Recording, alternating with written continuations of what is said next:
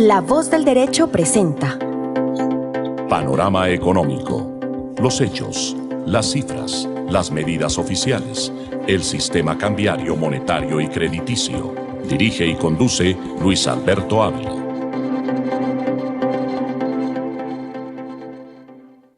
Bienvenidos a Panorama Económico con la dirección general del doctor José Gregorio Hernández Galindo. Hoy les acompañaremos Jimena Charri desde Los Ángeles, California, Alejandro Velandia, Alberto Ávila y Pet Silva. Igualmente tenemos nuestro invitado especial Diego Luis Otero para analizar los temas internacionales y locales en materia económica y social. Iniciamos con nuestro informe de Jimena Charri desde Los Ángeles, California, relacionado con el tema básico de la campaña Kamala Harris y el expresidente Donald Trump por la presidencia de los Estados Unidos. En el caso específico, pues hay una diferencia profunda en los dos candidatos. De un lado, el expresidente Donald Trump manifiesta que va a bajar los impuestos, especialmente a las empresas, el impuesto sobre la renta. De otro lado, Kamala Harris dice que no, ella sigue con una política de que los más ricos paguen impuestos y que las empresas que tienen más utilidades, pues paguen más impuestos, porque con esos recursos se puede hacer política social. Pero bienvenida, Jimena, a La Voz del Derecho, a Panorama Económico, y coméntenos inicialmente cómo está la temperatura y los riesgos de la salud, porque está una temperatura muy alta en Los Ángeles. Bienvenida a Panorama Económico. Saludo para todos nuestros queridos oyentes de Panorama Económico, aquí en La Voz del Derecho. Fuerte saludo para nuestro equipo y nuestros invitados. Y bueno, les cuento que aquí en California, específicamente en Los Ángeles, hemos estado con unas temperaturas supremamente altas. Les cuento que esta semana, específicamente ayer y hoy, ayer tuvimos temperaturas de los 41 grados y el día de hoy posiblemente 42. Hay una alerta que nos han enviado desde el lunes por diferentes medios electrónicos para avisarnos que debemos estar preparados para estas altas temperaturas que desde luego pues debe estar uno muy bien hidratado, pero sobre todo imagínense ustedes los niños en los colegios, las personas en las oficinas y las personas que trabajan en sitios abiertos. Y bueno, hablemos un poquito de cómo van las propuestas de Kamala Harris. Pues mire, acá es importante resaltar, según lo contemplan varios medios de comunicación, es que Kamala Harris está comprometida a seguir con todos los planes, o por lo menos algunos de ellos, que ha realizado el actual presidente Joe Biden. Por ejemplo, uno de ellos, el evitar que aumenten los impuestos para quienes ganan $400,000 o menos al año, lo que representa a la mayoría, dice el texto, de los contribuyentes. El costo de esta medida se compensaría al aumentar la tasa marginal más alta del impuesto a la renta para el 1% de los que más ganan. Dicha tasa subiría del 37% al 39,6%, lo que causaría afectaciones a los residentes, desde luego, de mayores ingresos. También propone aumentar la tasa de impuestos corporativos e implementar beneficios más amplios para las familias más necesitadas. También hacer las propinas libres de impuestos para los trabajadores de la industria hotelera y de servicios. Hasta ahora lo que se sabe de cuánto costaría el plan fiscal que propone Kamala Harris, pues dice que de acuerdo, esto lo han dicho analistas de la cadena CB News, y lo que dice este analista es que la propuesta fiscal de Kamala Harris podría añadir $2 billones al déficit federal durante la próxima década. Si bien esta es una cifra elevada, el monto se encuentra por debajo de lo que costaría el plan fiscal de Donald Trump, que es de $5,8 billones. Esto, como lo digo, según estas proyecciones. Ahora, según la Oficina de Presupuesto del Congreso, las proyecciones que ellos hacen, se espera que el déficit presupuestario para el 2024 alcance los $1,9 billones, por lo que las propuestas de ambos candidatos ya han encendido, desde luego, las alarmas entre todos los analistas y quienes manejan este tema. Ahí lo importante sería determinar qué tan viable son estas propuestas. Esa sería como la pregunta. ¿Son viables? Jimena, pues realmente las dos propuestas generan déficit fiscal, pero naturalmente los países, generalmente Estados Unidos ha tenido un déficit fiscal por encima del Producto Interno Bruto. de tal manera que como las cifras que presenta Jimena de 2 billones por el lado de Kamala Harris y 5,8 billones por el lado de Donald Trump, pues el déficit mayor es la propuesta del expresidente Trump. Entonces, básicamente los países, y eso lo han enseñado algunos economistas recientes, que el déficit fiscal es posible siempre y cuando se utilicen esos recursos para inversión social, para infraestructura, para mejoramiento de la productividad de los países y para el crecimiento económico como tal, o sea, nuevas empresas oficiales o privadas o públicas que le permitan a los países generar más empleo, más crecimiento económico y más desarrollo. Entonces, esto, por ejemplo, hay varios economistas de universidades de Yale que plantean que el déficit fiscal en el Estado no es dijéramos, un pecado total. Es posible tener déficit si, repito, se maneja, se orienta los recursos para infraestructura, para creación de empresas, para generación de riqueza nacional. Entonces, eso no se generaría pues un problema estructural para la economía. Esos son los dos enfoques que hay en el mundo. Y pues naturalmente los economistas de un lado, los asesores de Kamala Harris, los asesores del presidente Trump, pues plantean y sustentan sus propuestas. De un lado, pues la de Kamala Harris, que dice que con los recursos adicionales que se recogen se puede atender la emergencia social que tiene el país con los 50 millones de gente que está en la miseria absoluta, en la pobreza absoluta, y también hacer inversiones importantes para la infraestructura de este país. Entonces, eso va en ese nivel del debate. Le damos la bienvenida a Alejandro Velandia, quien nos acompaña siempre con las cifras, con los comentarios. Esta semana tenemos unos indicadores bien interesantes para analizarlos, no sé, la Bolsa de Valores de Nueva York, el Wall Street, cómo se comporta, el dólar que tiende a la baja, teniendo en cuenta pues, la generación de empleo en los Estados Unidos, se mejora el crecimiento total de la absorción de mano de obra en los Estados Unidos, y eso genera pues unas expectativas positivas en el mundo. Bienvenido a Panorama Económico, Alejandro, ¿cómo ha estado? Muy bien, mis estimados colegas, muy buenas tardes. Hoy al cierre viernes de los mercados financieros a nivel global, que son los que nos dictan precisamente la economía, para dónde va, qué está pasando y qué se puede hacer con respecto a lo que está sucediendo. Más adelante los acompañaremos con análisis sobre lo que tiene que ver con la economía nacional, qué pasa con Colombia, pero en este momento enfocándonos en el mercado internacional, vemos hoy los indicadores cayendo. Pero un comentario que quería hacer antes, es muy importante no irse por muchas veces las noticias, sino irse a la investigación y el análisis, porque lo que es los demócratas desde 2010, pues vienen incrementando mucho la deuda en Estados Unidos, ¿no? Si uno va a mirar el déficit fiscal que crearon ellos, es brutal. O sea, Estados Unidos no pasaba el 100%, creo que estaba por el 60% la deuda. Hoy en día está rondando del 125 al 130%. Entonces, hay algo que me uno al comentario de Luis Alberto, que cuando la deuda se usa para producir es positiva. Cuando se usa precisamente para que se pierda el dinero en subsidios, asistencialismos permanentes, cuando tiene un déficit es negativo. Yo soy de los que pienso que vivir en déficit es malo, es negativo, porque llega un punto que si, por ejemplo, Estados Unidos, el mundo deja de usar tanto el dólar como la ha venido usando y deja de ser la moneda referente, pues Estados Unidos se cae, porque Estados Unidos tiene déficit comercial, tiene déficit presupuestario, y obviamente un país que sigue y sigue y sigue así, pues obviamente no tiene, eso es como el deudor que todos los años siempre está debiendo y viviendo al debe y nunca tiene superávit, pues obviamente se va a caer. Por eso digo que la fortaleza de Estados Unidos es el dólar, que es lo que le ha permitido emitir, que es lo que le ha permitido tener un bien de altísima demanda a nivel global. Entonces, en estos temas de Kamala Harris y todo ello, ellos son artistas confundiendo la información, pero si vamos a mirar el tema de la deuda que crearon ellos desde el gobierno de Barack Obama, Biden, Hillary Clinton, Biden, Kamala Harris, es altísimo.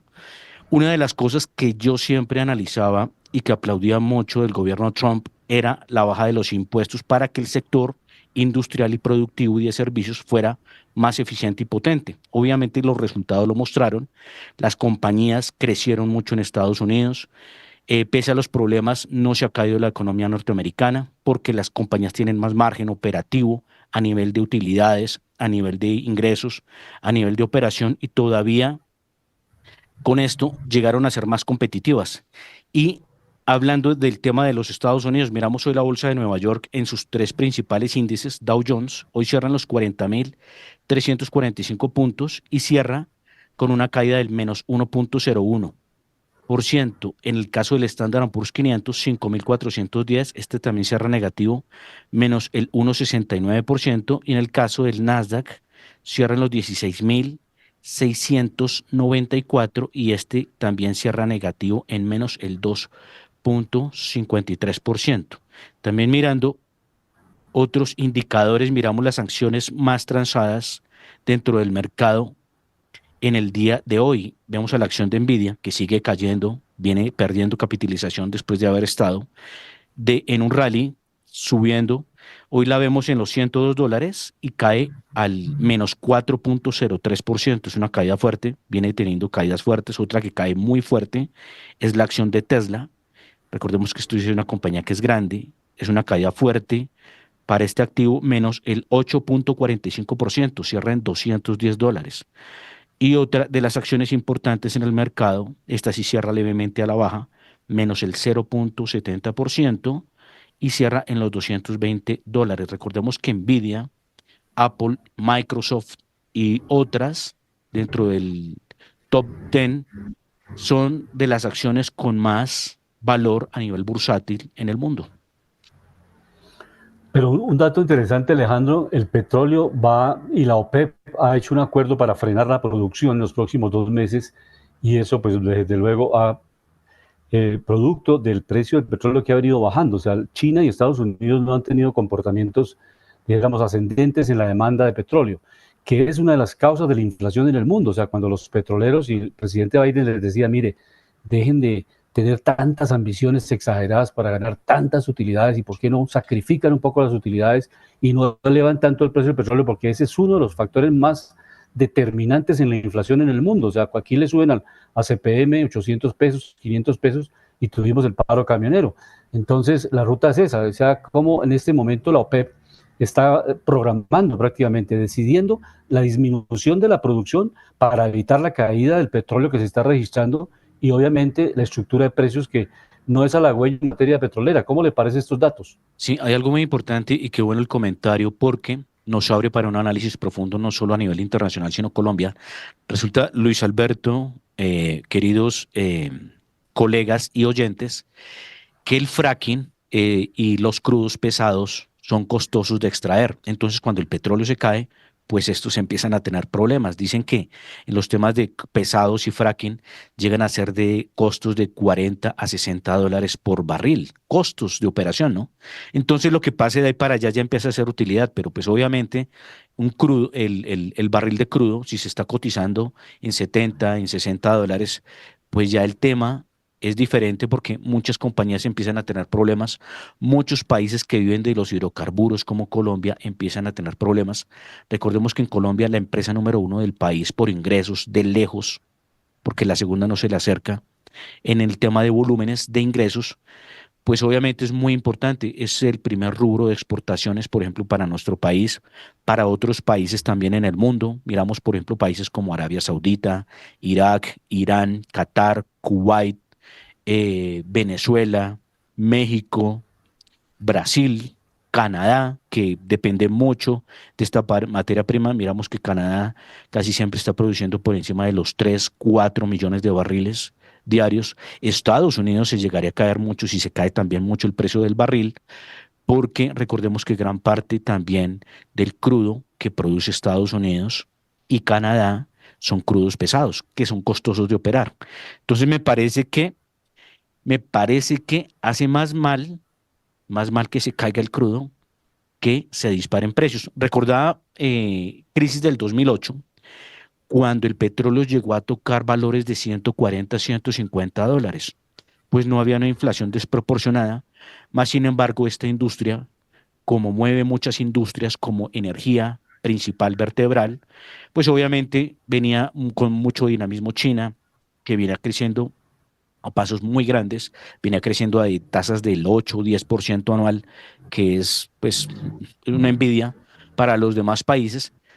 Entonces lo que hay que mirar acá es quiénes pierden, quiénes ganan, pero realmente dónde está la sostenibilidad de la industria, porque recordemos que ya dentro de unos años, mi estimado Luis Alberto y oyentes, van a quedar es más crudos, pesados y extras pesados que los livianos, que son los baratos. Por ejemplo, un país que tiene mucho crudo liviano es Arabia Saudita.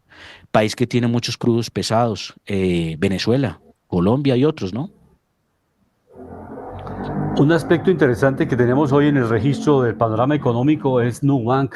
Nubank es una entidad financiera que se ha catalogado y por lo menos se ha consolidado en el último registro comparativo de los bancos como uno de los bancos más grandes de Sudamérica, ya que es bien interesante. Y lo otro, un dato importante es el incremento del precio de las acciones, a pesar de que algunos analistas y críticos han manifestado que si bien es cierto las acciones de Nubank han venido creciendo, el holding ha venido fortaleciéndose de este banco que es de un colombiano que lo pues, inició en Brasil, pero que realmente lo ha posicionado como uno de los mejores bancos en Brasil, banco digital, que ha llegado a Colombia, pero repito, se ha consolidado como uno de los más grandes en América Latina y pues realmente es un dato interesante. Repito, lo de las acciones que van creciendo muy fuertemente, la cotización de las acciones, pues también tiene algunas críticas de algunos analistas económicos relacionadas con pues su alto nivel de crédito y en alguna medida el crecimiento de la cartera que de dudosos recaudos, o sea que tienen también, así como han crecido fuertemente en el crédito, en la colocación de crédito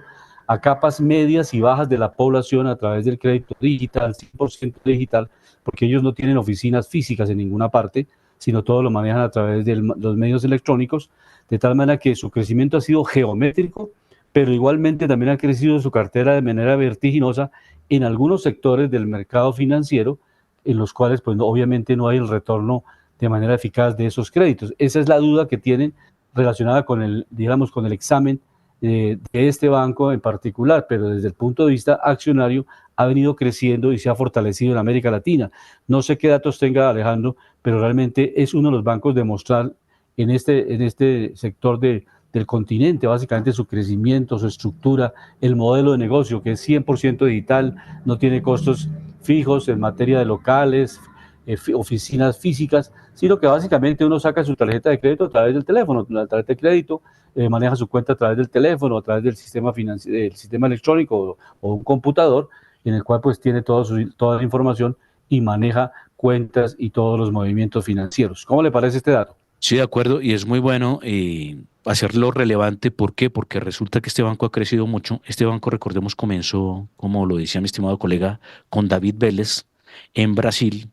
En Brasil encontró más la oportunidad del emprendimiento, del desarrollo. Él se fue de Colombia. Contaban su historia que sus inicios de la fuga del país había sido, fuga en el buen sentido de la palabra, ¿no? Fuga de cerebro, me refiero a eso.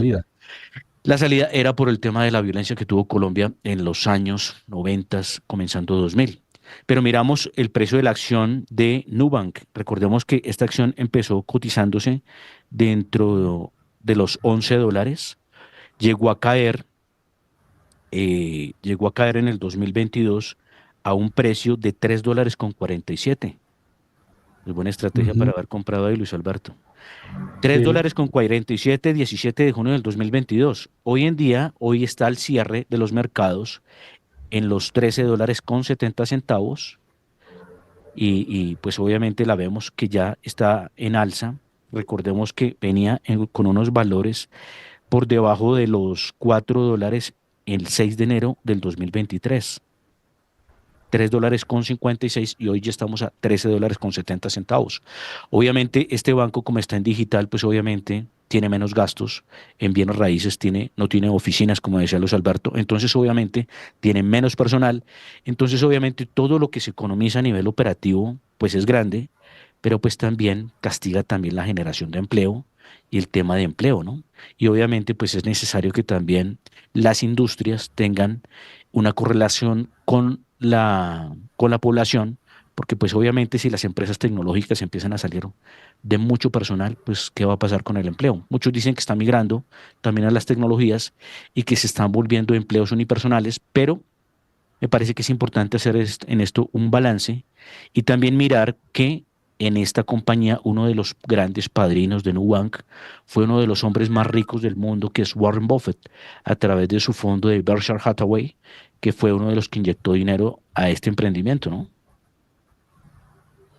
Y básicamente, como nos comentaba Jimena al comienzo del programa, las propuestas de los dos candidatos, especialmente en Panorama Económico pues hacemos el análisis de las propuestas económicas, que es, dijéramos, el centro, la temática de nuestro programa todas las semanas acá en La Voz del Derecho.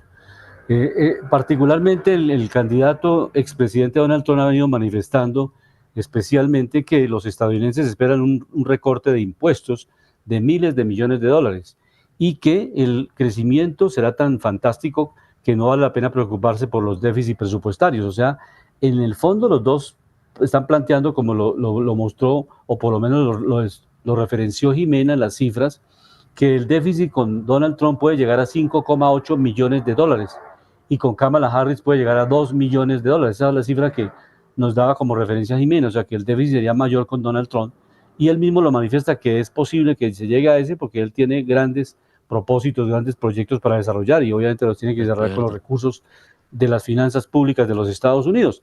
Por su parte, Kamala Harris, la vicepresidenta, pues ella está manifestando que pues, se le va a cobrar impuestos a las grandes empresas porque son básicamente las que tienen las mayores utilidades. Esas son las propuestas de los dos equipos económicos, ¿no?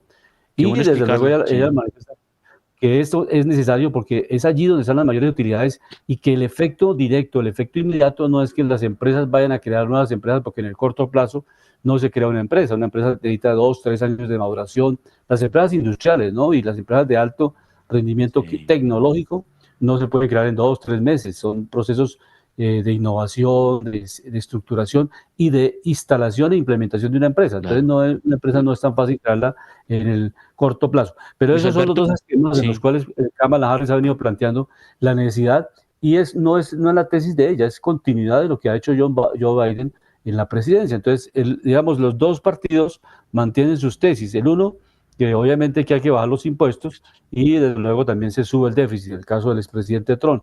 En el caso de Kamala, dice también hay un déficit, pero que será menor que el que va a dejar en los próximos años el presidente Trump. Entonces, esos son, digamos, los dos puntos centrales de las propuestas de los dos candidatos, Alejandro. Sí, hay dos cosas que iba a decir ahí claras, porque qué interesante y qué bueno es desglosar esto y abrirlo en la información para que lo conozcan de verdad.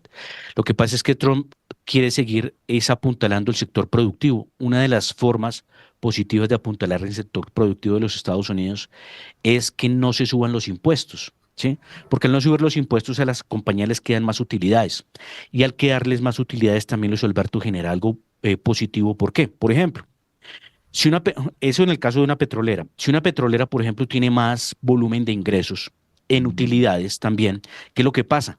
Obviamente, si va a desarrollar una nueva empresa, se va a demorar, pero hay otra técnica que se usa, Luis Alberto, en el mercado, que es compra de activos pequeños. Entonces, por ejemplo, si la empresa tuvo 14 puntos más de utilidad, que eso fue la rebaja de impuestos, que se puede traducir, por ejemplo, en 1.400 millones de dólares. ¿Qué hace? Compra 2 o 3 petroleras pequeñas o compra unos campos que ya están produciendo, entonces ya se meten a la caja de la compañía. Eso es positivo, es inmediato, algo que iba a hacer Ecopetrol, pero que en tema de Colombia hicieron un reversazo y no permitieron seguir comprando unos campos que habían positivos y que eran productivos en el caso de Texas. Entonces esto sí es positivo, pero en lo que decía Donald Trump, economicemos en lo que no es necesario, o sea, asistencialismo permanente, y esos auxilios deberíamos quitarlos. Y de cierta forma, ¿qué es lo que hacemos? Como vamos a generar más industria, más empleo, quitándole el subsidio permanente a ciertas personas de la población, hacemos que entren al sector productivo, trabajen, también paguen impuestos y sean productivos para la nación, que no sean una carga, sino que también entren al sistema. Y una de las políticas que quiere seguir haciendo Trump es que, volviendo a las compañías de Estados Unidos más rentables, hace que vuelvan a producir dentro de los Estados Unidos, que el empleo se dinamice y que precisamente, como ya hay mucha oferta de empleo, obviamente, y como pues la tasa de desempleo no es tan alta, pues puede generar también elevación de salarios a nivel que es productivo, ¿no? Porque es mejor bajar impuestos y no bajarle a las personas la capacidad de ingreso. Y lo que él decía es: cortemos los gastos innecesarios, los costes innecesarios, los asistencialismos permanentes, porque eso sí le genera un hueco a los Estados Unidos. Entonces me parece que eso es positivo, es algo que es bueno. Mire que otra cosa de los que están ganando con esto es México. México, recordábamos que ya se volvió el primer socio comercial de los Estados Unidos, gracias a que Estados Unidos le estaba poniendo ciertas restricciones a China, por lo que China también era desleal con Estados Unidos. Entonces empieza a ganar Estados Unidos, América, y de cierta forma algunos países del continente americano sí tienen buenas relaciones con Estados Unidos y con México, porque podríamos hacer esa manufactura que se está trasladando desde China al hemisferio americano, ¿no? Me parece que eso es algo positivo. En materia de vivienda, por ejemplo, Kamala Harris dice que ella propone darle vivienda a la clase media, darle facilidades a la clase media para adquirir su vivienda y que en la medida que bajen los costos también en el sistema de salud y que la clase media pueda acceder a sistemas de salud que tengan en cuenta inversión del Estado y que facilite que bajen los costos del sistema de salud norteamericano, eso aliviará mucho los gastos de la clase media. Esos es por lo menos dos planteamientos en materia de salud y de política de vivienda. Cómo llegarle a la clase media facilitándole a través de crédito más económico, con tasas de interés mucho más económicas, que le permita a esos sectores adquirir vivienda y a través de esa adquisición de vivienda incentivar y reactivar de manera muy acelerada la economía norteamericana. En el caso contrario, el presidente Trump pues, plantea que básicamente la salud debe ser una mercancía, que esa mercancía debe pagarse a través de las compañías de seguros y que el Estado no debe subsidiar por ningún motivo las famosas los sistemas públicos, el sistema público de salud. Entonces, esa es una diferencia también importante en las dos campañas, en materia de salud y en materia de vivienda para la clase media, que se ha venido argumentando por parte de estos dos candidatos a la presidencia. Entonces, Alejandro, ese es, digamos, el resumen de lo que está pasando en los Estados Unidos. Le comentaba que el 10 de septiembre, la próxima semana, estará el debate de hora y 30 minutos, 90 minutos, de los dos candidatos, de Kamala Harris y Donald Trump, y les estábamos comentando que será un debate sencillo, no podrán disponer ni de teléfono, ni de computador, de ninguna asistente de cifras, ni nada, simplemente estarán los dos candidatos con su vaso con agua y una mesa para que puedan atender las preguntas de los periodistas. No se permitirá tener el micrófono abierto permanentemente, a pesar de que Kamala Harris lo pidió porque ella pensaba, pues obviamente el presidente Trump le gusta interferir mucho a la persona que está en el debate con él, y ella pensaba que sería, en ese momento con ella se le puede convertir en una debilidad, por lo menos en el equipo de asesores. Esa es una carpintería de asesores muy fuerte. O sea, cómo el otro candidato van midiendo en dónde se equivoca, cómo expresa palabras. Kamala Harris puede en un momento determinado jurídicamente llevarlo en el ring al extremo, decirle, bueno, usted tiene 34 condenas, ¿cómo le va a responder al país si usted está condenado ya? En fin, hay muchas propuestas que se pueden desarrollar en un debate, porque pues esos debates es para eso, precisamente para que los dos candidatos se empleen a fondo y demuestren su capacidad dialéctica en el debate. Ya repito, no hay asesores, personas que le están ayudando, no tienen apuntes, no tienen libretas, no tienen computadores, nada que les ayude. Es la capacidad individual. Así es, y obviamente pues ya están rankeados para cuando lleguen a ese debate y ojalá tengan buena memoria y sobre todo tengan tema de buena proyección porque como lo decía en el tema de las cifras hay que explicar bien porque pues los más derrochones han sido los demócratas desde las dos últimas décadas. Entonces, pues hay que mirar quién ha hecho efectivo los temas en el resultado, quién genera más desarrollo, más empleo, porque pues si uno ayuda al sistema productivo, que es el que se genera innovación, empleo, desarrollo de todo el mercado de capitales, de todos los sectores de la economía, pues es positivo.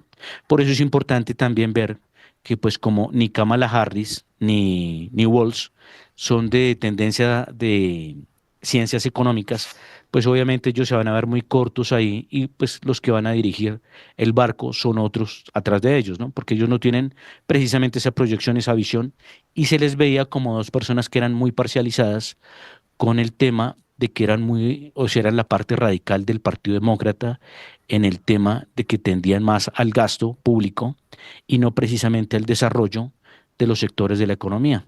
Han cambiado unos temas, unos términos, que obviamente eso es copia de la agenda Trump y que son positivos, más sin embargo, no explican bien por qué ellos supuestamente, subiendo impuestos, recogerían más, pero castigarían mucho el aparato productivo de Estados Unidos. Y eso tendría problemas para la economía de los Estados Unidos, que recordemos viene en déficit comercial desde mediados de los 80s.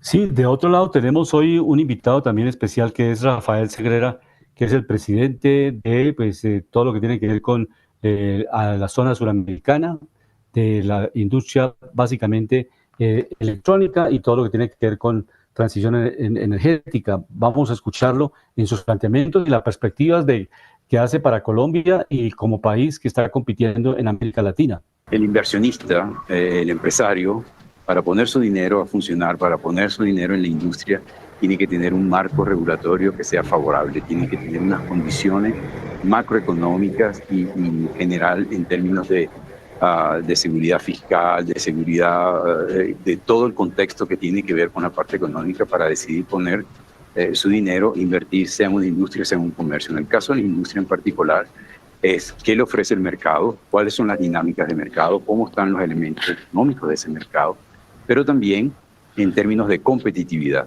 Competitividad, en el caso de la industria, tiene que ver con los costos asociados, en gran parte, no es lo único, pero en gran parte, para su producción.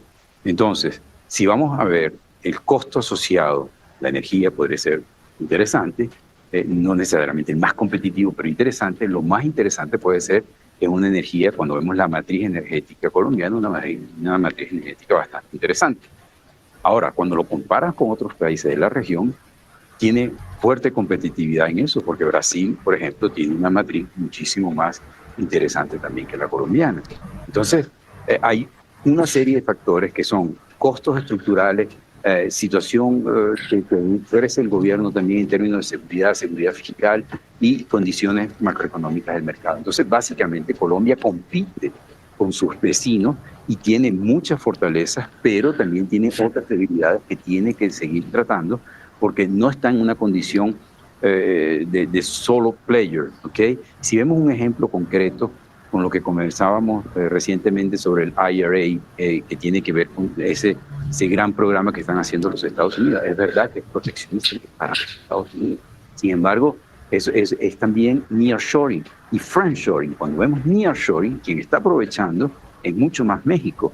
Colombia está igual de muy cerca de eso, pero lo está aprovechando de manera con su parte industrial. No. ¿Por qué?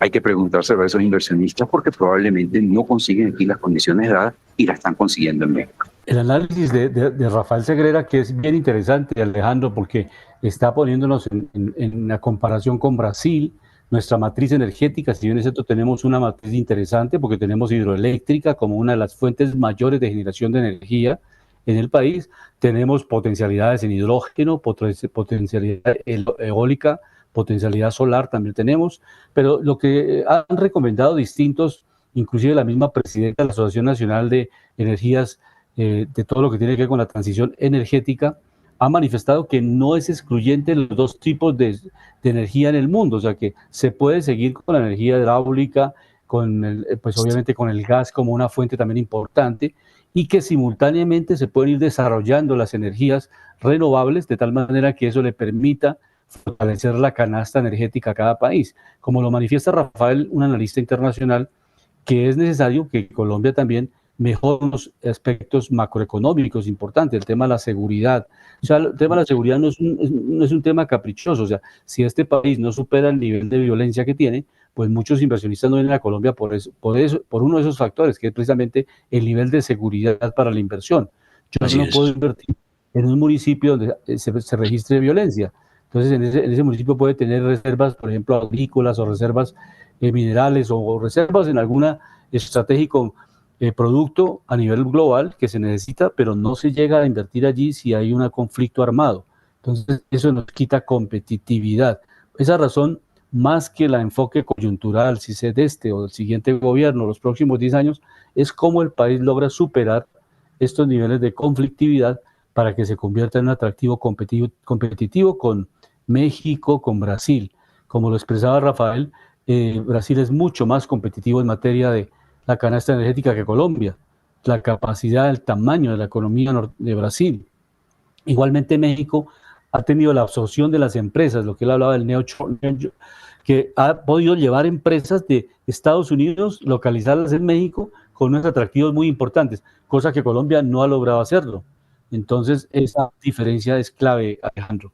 Sí, hay algo interesante en en esa conversación que tenía el entrevistado, precisamente hablaba de la seguridad jurídica, el tema que tiene que ver con los impuestos, el tema que tiene que ver con las regulaciones, porque esto es importante para la inversión y resulta que pues ya en unos minutos vamos a tener al exministro de Hacienda, Cárdenas, precisamente hablándonos de este tema. Habla de seguridad jurídica, de inversión, bueno, otras cosas, pero dentro de lo que hablaba, me parece que seguridad jurídica, súper importante, la cadena energética, que este presidente la está castigando, no sé por qué, no sé si es que tiene intereses ya pactados con alguien, porque no se entiende cómo Colombia, teniendo más proyección para producir más petróleo y gas, fijó la política de no más permisos.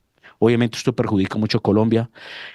Hace poco, la cancelación del negocio que tenía en Texas, que generaba una caja directa para Ecopetrol, también negativo para el país, no solo por el tema de lo que recibimos como ingreso, sino que como cadena energética nos respalda el carbón. Colombia tiene un carbón de altísima calidad térmica. Entonces no entiendo por qué esto que hace cadena nos enriquece más como industria energética, que es hidroeléctricas, carbón, gas, petróleo, otro tipo de energía que lo trataremos en próximos programas, que a través de la basura, a través de los plásticos y a través de otras cosas también se pueden armar combustibles y se arma una cadena de valor más fuerte. Pero es no descuidar ninguna de esas matrices energéticas que son tan importantes y tan vitales. Y el nearshoring, que era lo que hablaba precisamente con el tema de Trump y el friendshoring, que él decía, vamos a ser socios con los que más socios son con nosotros. Entonces, él a lo que llama es precisamente comercio equilibrado, complementario.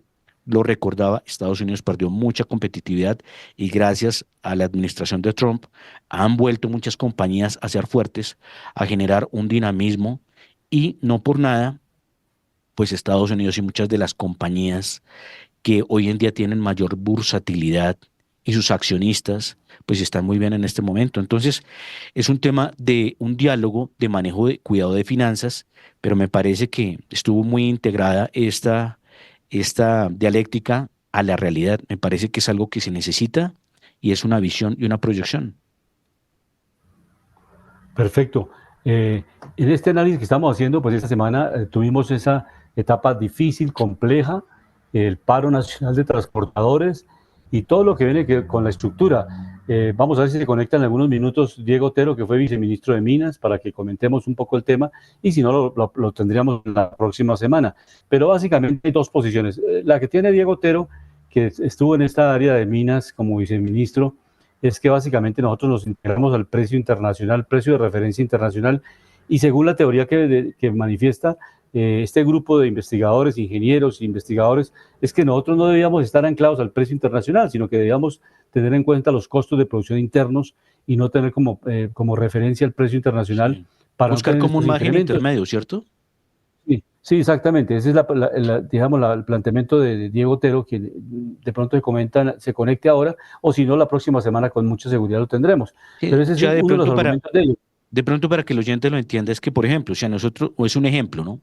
Si a nosotros nos cuesta producir un barril de petróleo a $9. $29, por ejemplo, que no se venda acá a 70, $80, sino que se le venda al consumidor a $50. Es un ejemplo. Esto en el caso, obviamente, de la gasolina o el diésel, ¿sí? De acuerdo. Que si, por ejemplo, refinar un galón de gasolina cuesta $50 o $60, pues que no se venda a 80 ni a $100 si está en el mercado, sino que se dé un valor diferencial mejor al consumidor nacional. Eso será positivo y me parece que es una buena propuesta. ¿Por qué?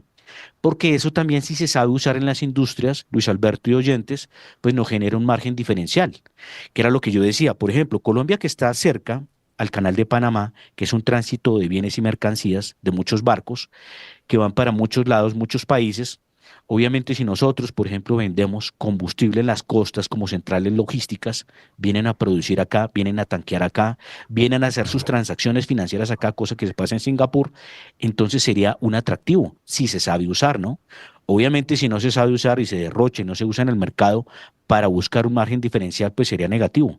Pero me parece que eso es interesante y podría ser una luz viable que también nos puede dar competitividad, porque como lo hablaba, cuando uno tiene impuestos más bajos o costos más bajos sobre algún bien esencial, y si eso le da un margen diferencial ante la competencia internacional, otro país con sus empresas, pues tenemos posibilidades de ser un atractivo en el tema de mercado y atraer inversión. Eso me parece muy positivo. Pero no sé, Luis Alberto, si piensas que ya continuamos con la intervención del ministro de Hacienda, que va a explicar Sí, unos temas muy puntuales que me parecen interesantes para el oyente y para que los tengamos como análisis. adelante, adelante con Mauricio Cárdenas, el exministro de Hacienda. 0.8%, y ese es el promedio del crecimiento que tuvimos desde el 2000 hasta el 2020. Ahora tiene un crecimiento potencial de apenas 2.7%. Este es el cálculo del Banco de la República, del equipo técnico del Banco de la República. ¿Qué quiere decir esto? Que hacia futuro, cuando crezcamos por encima de 2.7%, ya va a haber preocupaciones de recalentamiento de la economía, bien sea por presiones inflacionarias o por un aumento insostenible de las importaciones y por ende del déficit de la cuenta corriente. Entonces, el gran problema de la coyuntura económica actual del país es la caída del crecimiento potencial, que es algo con lo que tendremos que vivir en los próximos años. Y si uno mira con lupa lo que está pasando con la inversión, encuentra que todos los componentes han tenido caídas, pero hay uno que es particularmente preocupante, que es la inversión en infraestructura. Esa es la línea azul del gráfico de la izquierda. Como ustedes ven, está en un 65% del nivel de inversión en infraestructura que teníamos en el último trimestre del 2019. Es decir, dejamos de invertir especialmente en carreteras.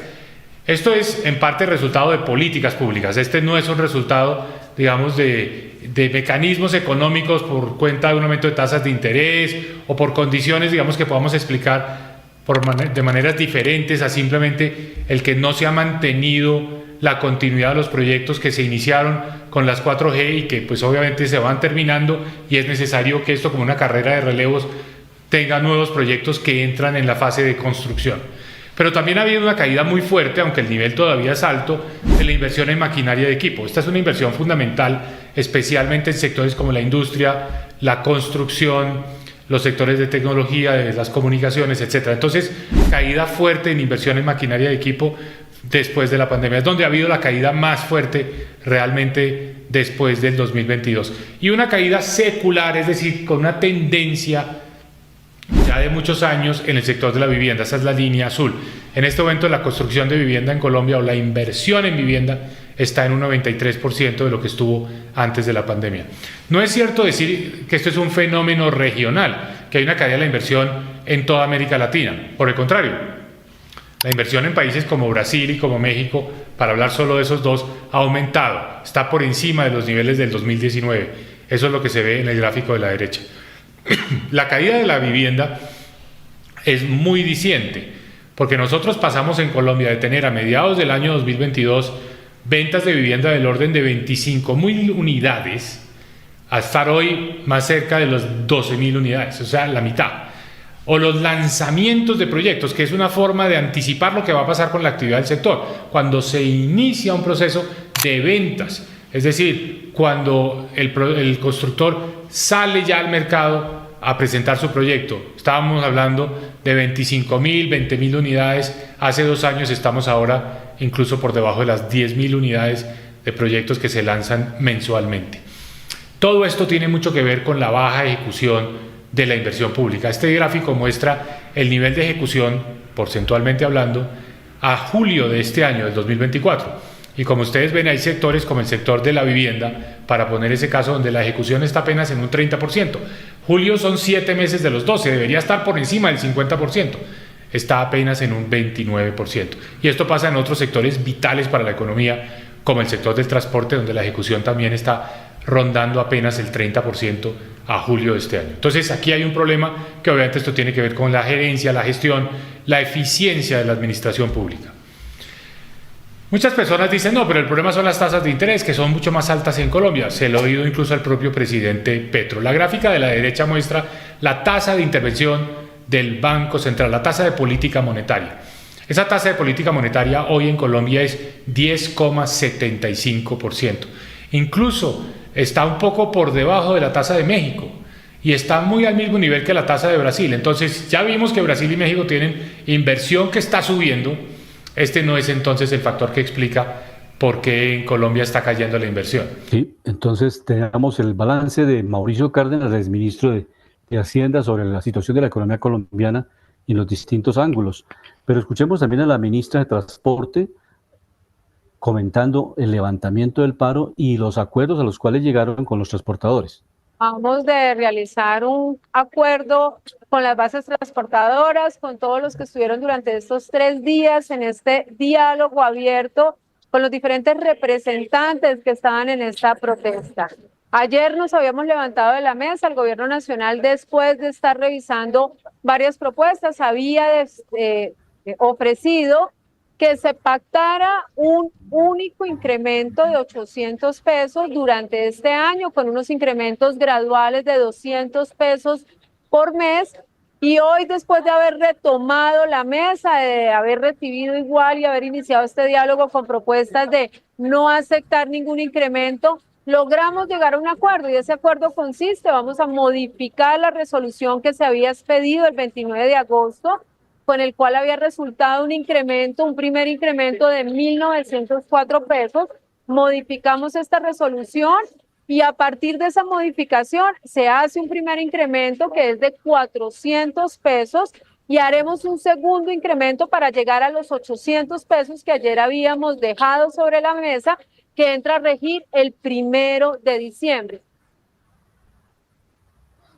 Ese es, digamos, el acuerdo que se llegó con los transportadores y la forma gradual como se va a incrementar el galón de ACPM o diésel para que no genere tanto impacto en los costos del transporte en el país, el transporte de carga, el transporte de pasajeros y obviamente el uso del diésel. Esto tiene todos los elementos de análisis, Alejandro, tiene que ver también cómo no se puede incrementar el costo y obviamente eliminar el subsidio para desincentivar un poco el uso de este ACPM que es bastante contaminante. Entonces es una forma también de decirles, bueno, señores, van a migrar a otras posibilidades más adelante que sean menos contaminantes. Pero en fin, ahí va la película y en tema económico Bogotá perdió cerca de 30.000 millones de pesos diarios por este paro de los transportadores. Eso es lo que la actividad económica desciende y muchas transacciones, muchas mercancías no pudieron transportarse de un lugar a otro. En fin, las pérdidas registradas para Bogotá fueron 30.000 millones de pesos diarios que se perdieron en la actividad económica en la ciudad de Bogotá.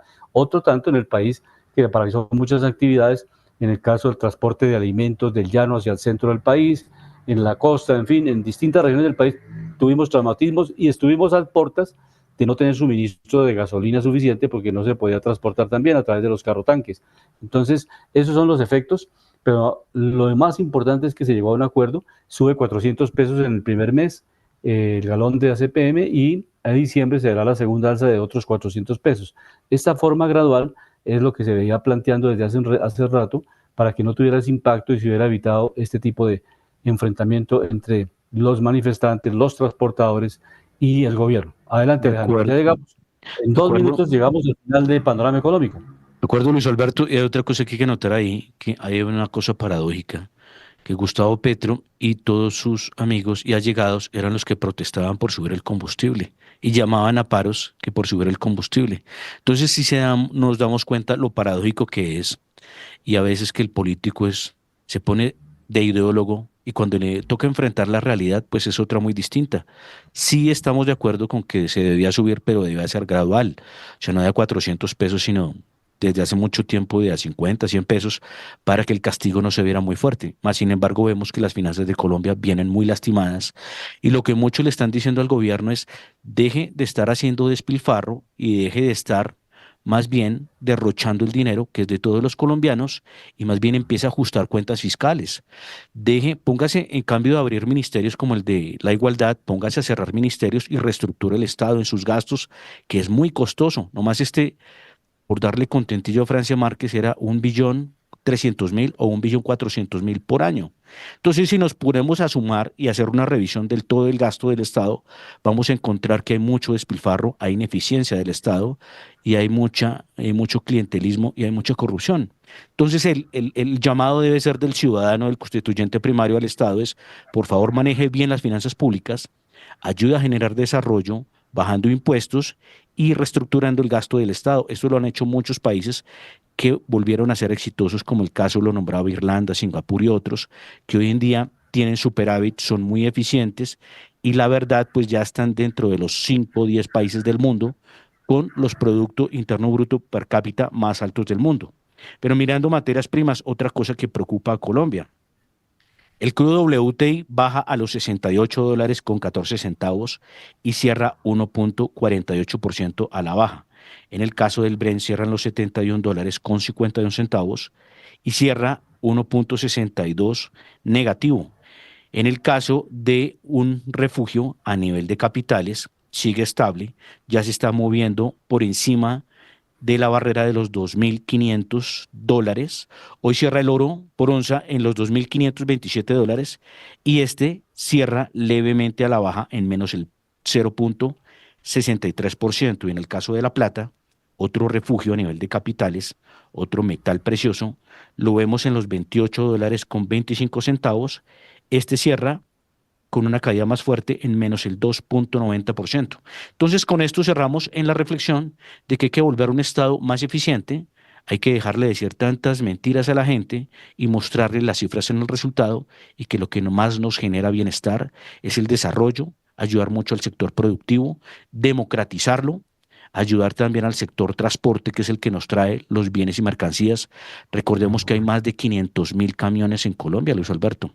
Y si usted se pone a multiplicar 500.000 camiones que dependan 4 o 5 personas de esos 500.000 camiones, son más de 2.500.000, los directos. Y los indirectos, los que trabajan con repuestos, ruedas, combustibles, puede ser el doble o el triple. Entonces también démonos cuenta que nosotros debemos es ayudar al sector productivo, decir al ministro de Hacienda que por favor mire las cosas desde el otro ángulo, como si él fuera actor del sector productivo, y que hay que volver a Colombia un país productivo, competitivo, generándole márgenes positivos, y que el gobierno trabaje para la gente, por los empresarios y por el sector productivo. Esta semana la Corte Constitucional avaló el acuerdo de Escazú, que es un acuerdo importante en materia de justicia ambiental. Desde el año 2022 tenía la Corte Constitucional el estudio para analizarlo y aprobar este acuerdo de Escazú, que es básicamente defender el medio ambiente y de manera puntual a los líderes ambientales que en Colombia han sido sacrificados. Muchos han fallecido, han sido víctimas de esta violencia en Colombia. Entonces es un avance importante, ya no es de gobiernos ni nada, sino es una de las cortes. En esta separación de poderes, la Corte Constitucional de Colombia avaló el miércoles pasado la ley de aprobación del Acuerdo de Escazú, el tratado internacional que beneficia a la población, los líderes ambientales y el acceso a la información y a las consultas previas para iniciativas que tengan impacto ambiental. O sea, estos dos elementos son fundamentales, líderes ambientales y las consultas previas. Deben ser consultas técnicas, eficientes, pero es importante que la gente que vive en el territorio sea consultada de cuál es el impacto en su salud, en el medio ambiente, en sus ríos, en su ecosistema, de un proyecto que se va a desarrollar en esa zona. Llegamos Luis al Alberto, final de Panorama Económico. Perdón, dos últimos temas importantes. Cierre del dólar en Colombia. Miramos que hubo un alza en muchos están teniendo nerviosismo, porque obviamente recordemos que Colombia importa más de lo que exporta. El dólar sube y cierra en los 4.173 pesos por cada dólar al cierre de este viernes, y sube levemente el 0.14%. Pues muchos están mirando esto con nerviosismo, porque recordemos que, por ejemplo, los camioneros importan llantas, importan repuestos, importan maquinaria. Entonces esto puede afectar la cadena de valor pues para todos los consumidores, que son los que reciben los productos a través de este sistema. Y también miramos la acción de Ecopetrol, otro nerviosismo para el país, que rompió la barrera de los 2.000 pesos y está cerrando hoy viernes en los 1.920 pesos por cada acción en el mercado, en la Bolsa de Valores de Colombia, y cierra en negativo en menos el 3.76%. Estas cifras son las que invitamos a que mire el presidente, el ministro de Hacienda, y que sientan el país como propio y que hagan medidas contracíclicas precisamente para mejorar los activos y la economía del país. Llegamos al final de Panorama Económico con la dirección general del doctor José Gregorio Hernández Galindo. Les acompañamos hoy Jimena Charri, Alejandro Velandia, Alberto Ávila. En el Control Master nos acompañó el ingeniero de sonido Luis Daza. Nos encontramos la próxima semana acá en La Voz del Derecho. La Voz del Derecho presentó Panorama Económico. Los hechos, las cifras, las medidas oficiales, el sistema cambiario, monetario y crediticio, la agricultura, la industria, en La Voz del Derecho.